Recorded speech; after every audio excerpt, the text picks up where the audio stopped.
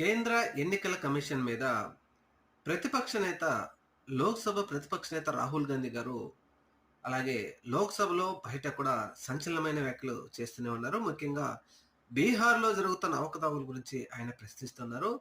బీహార్‌లో 60,00,000 ఓట్లు మిస్ అయ్యాయని, ముఖ్యంగా ప్రతిపక్ష నేత తేజస్వి యాదవ్ ఓటు కూడా లేదని ఇప్పుడు ఆయన కామెంట్ చేస్తున్నారు. ముఖ్యంగా దేశానికి అన్యాయం చేస్తున్న బీజేపీ పార్టీ ప్రజల ఓట్లను ఈవీఎంల ద్వారా కొల్లగొడతా ఉంది.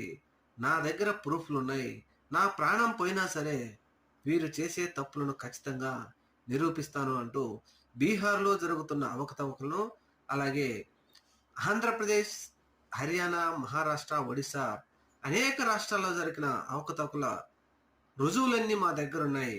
ఖచ్చితంగా నేను ఈసీని వదిలిపెట్టను. ఏ మూలన దాక్కున్నా చట్టం ముందు తీసుకొచ్చి నిలబెడతామంటూ రాహుల్ గాంధీ సంచలనమైన వ్యాఖ్యలు.